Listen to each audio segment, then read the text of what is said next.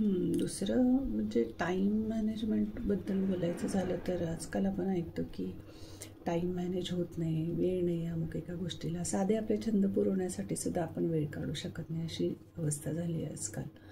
तर हे कशामुळं होतं? माझी पण बऱ्याच वेळा अशी तक्रार असायची पण की मला वेळच मिळत नाही, मी वेळ काढू शकत नाही. अरे बापरे, एवढी कामं आहेत, यातून एवढं वेळ कुठं मिळणार? मला आवड आहे पण वेळच नाही.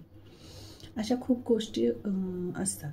पण काही वाचनात आलं किंवा काही आईवडिलांशी बोलताना किंवा काही आपले जे वडिलाचे पितृतुल्य मातृतुल्य जे व्यक्ती असतात, गुरु असतात, त्यांच्याकडून काही गोष्टी कळाल्या. तर त्या थोड्याफार तेवढ्या मी सांगू शकेन टाईम मॅनेजमेंटबद्दल. की म्हणजे आत्ताच्या ह्याच्यामध्ये बघा, हे आजचं युग फार गतिमान झालेलं आहे. आपली जीवनशैली आहे ना, ती अतिशय गतिमान झालेली आहे. आणि हे आता AI एरा म्हणू शकतो आपण, नाही का. बऱ्याच गोष्टी जरी आपल्याला ऑनलाईन मिळत असल्या किंवा टेक्नॉलॉजीमुळं खूप गोष्टींची आपल्याला मदत होते, मान्य आहे. तरीसुद्धा आज आपण एवढे गुंतलेलो आहोत या टेक्नॉलॉजी आणि या सगळ्या गोष्टींमध्ये अशा की ॲटोमॅटिकली जीवन गतिमान झालेलंच आहे. काही या ना त्या कारणामुळे म्हणा किंवा एक कॉम्पिटिशन युग म्हणता येईल याला. जेवढंच आर्टिफिशियल इंटेलिजन्स किंवा टेक्नॉलॉजीनी हे युग आहे, तेवढंच या युगामध्ये कॉम्पिटिशनसुद्धा वाढलेली आहे, राईट. म्हणजे असं म्हणता येईल की आजच्या गतिमान जीवनशैलीमध्ये वेळेला तर महत्त्व आहेच. वेळ काय कुठं बाजारात मिळणारी वस्तू नाही झालेली. आज सगळं आपल्याला ऑनलाईन मिळतं, सगळ्या गोष्टी मिळतात बाजारात, सगळीकडे मिळतं.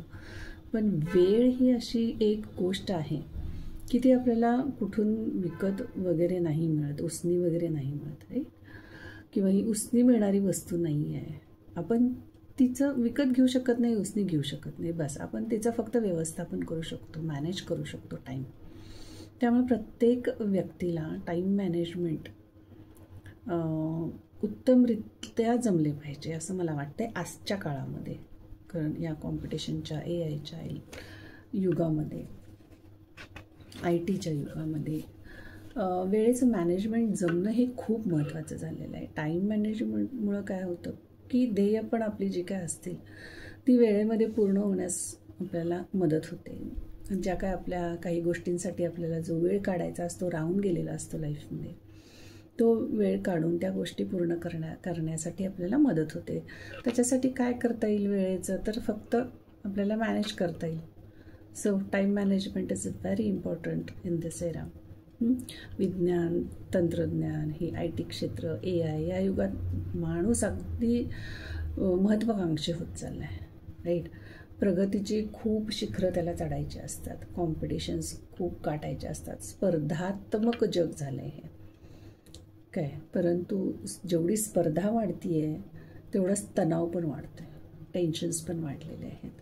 बदललेली गतिमान जीवनशैली या सर्वांशी आज आपल्याला सामना करावा लागतो आहे कुठे ना कुठे. या सर्वांशी तोंड द्यायला वेळ अपुरा पडतो आहे असं सुद्धा आपण म्हणू शकतो, राईट. मग आता टाईम मॅनेजमेंट करताना तर त्याची उद्दिष्टे काय आली की पहिलं म्हणजे अर्थहीन कामांमध्ये खर्च होणारा वेळ वाचवणे हा भाग आला.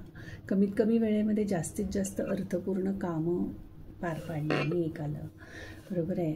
वेळेच्या व्यवस्थापनातून तणावाचे व्यवस्थापन करणे हे आलं. मानवी जीवन, व्यावसायिक जीवन आणि लाभणारे दिवस यांचे वेळेच्या दृष्टिकोनातून योग्य संघटन करणे हे करू शकतो आपण. पुन्हा वेळ कसा वाया जातो बघा, तो न घालवणे एक महत्त्वाचं आहे. वाया जाणारा वेळ, तर तो कसा वेळ वाया जातो की एक तर शिस्तीची कमतरता असते, बरोबर. त्याच्यानंतर निर्णय क्षमतेचा अभाव असतो. नंतर वैयक्तिक असंतुलन हे पण म्हणता येईल आपल्याला. कामात टाळाटाळ करणे, प्रोक्रॅस्टिनेशन म्हणता येईल, दिरंगाई करणे या गोष्टी असतात. पुन्हा नाही एखादी गोष्ट म्हणण्याची क्षमता नसते आपल्यामध्ये, आपण नाही म्हणू शकत नाही एखादी गोष्ट. दिवा स्वप्नरंजन आलं, वायफळ चिंता आली, काळजी आली आणि योग्य कृती करण्याचा अभाव असतो. गोंधळून जातो खूप आपण, जगलिंग बऱ्याच गोष्टींमध्ये आपल्याला होत असतं.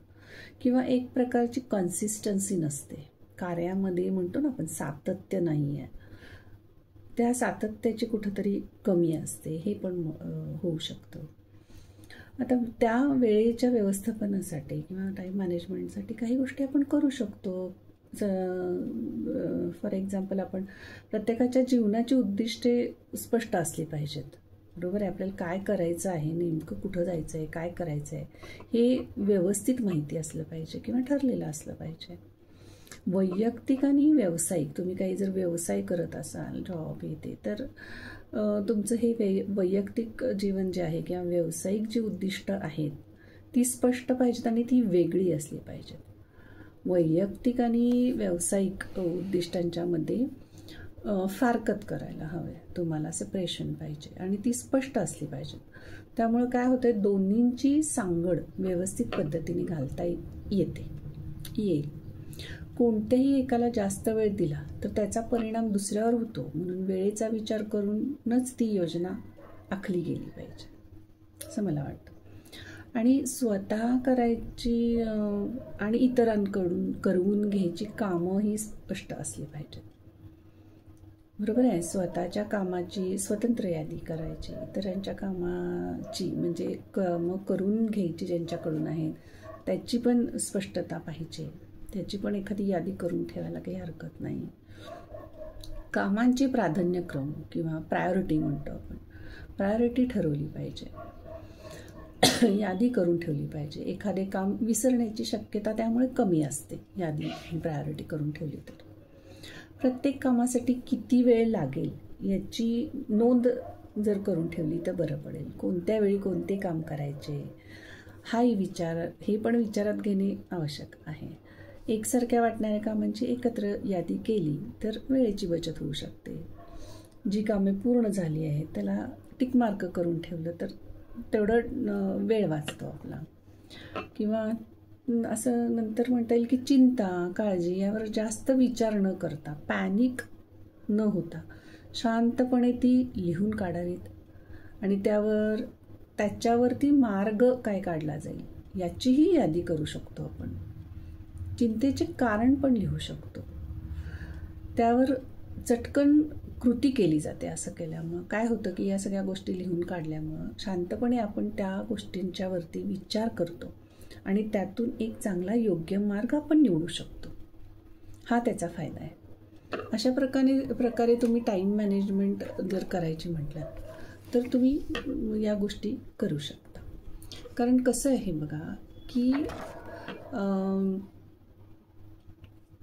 वेळ, जसं मगाशी मी म्हटलं, तो काय बाजारात विकत मिळत नाही किंवा उसनं आपण घेऊ शकत नाही, त्याचं व्यवस्थापनच करू शकतो.